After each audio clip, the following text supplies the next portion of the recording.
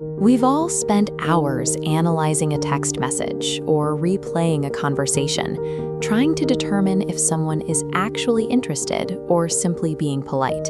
It is a frustrating cycle of overthinking. The human nervous system, however, cannot easily hide attraction. It triggers a cascade of biological responses, small automatic physical reactions known as subconscious leaks that the conscious brain cannot fully suppress.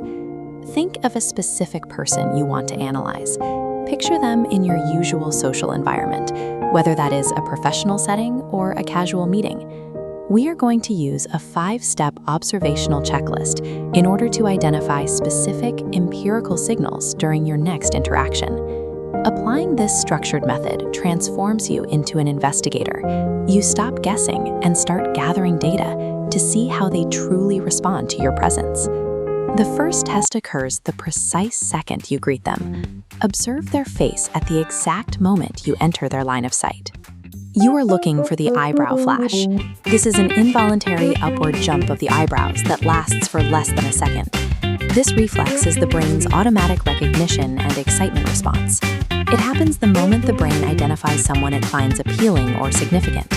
Look for this during daily interactions, like when you first walk up to a table at a cafe. It is a quick, momentary lift before they settle into a normal expression.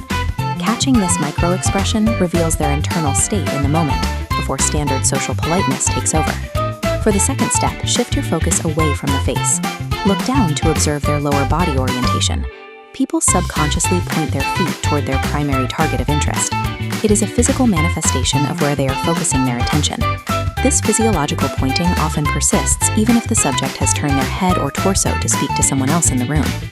In a conversational circle, look at their stance. Their face may be directed toward a friend, but if their feet are pointed directly at you, you are their primary focus. Because the feet are rarely monitored by the conscious mind, their direction effectively bypasses any verbal misdirection the person might be using. The third step is an active test. During a one-on-one interaction, purposefully change your own posture to see if they follow your lead. This is known as mirroring. It is the subconscious act of mimicking a partner's physical movements, such as crossing arms, leaning back, or shifting weight. This mimicry is the brain's attempt to build rapport. It signals that the person is attempting to align themselves with you. After you change your posture, wait roughly 10 seconds. Observe if they adjust their body to match your new position. Active mirroring indicates that the subject is highly attuned to your physical presence and the energy of the interaction. For the fourth step, we move from observing physical movements to auditing their mental tracking. During a conversation, casually mention a trivial detail. This could be your favorite snack or a random minor story from your childhood. We are looking for what is known as crush memory. This is the phenomenon where the brain treats trivial data points as critical information that must be stored. A successful test occurs if they bring up that minor detail organically days later, or if they remember a specific preference you only mentioned once. The fifth and final observational step is to analyze how they navigate physical space to initiate incidental touches. These are small, brief moments of contact, such as knees bumping under a desk or arms brushing as you both reach for an object.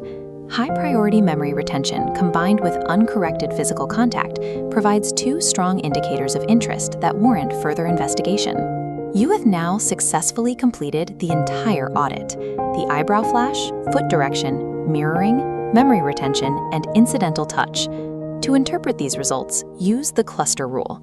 While a single sign might be a coincidence, observing 3 or more of these signs together constitutes a reliable pattern of attraction. Once you identify a cluster, use that finding as a prompt to communicate directly.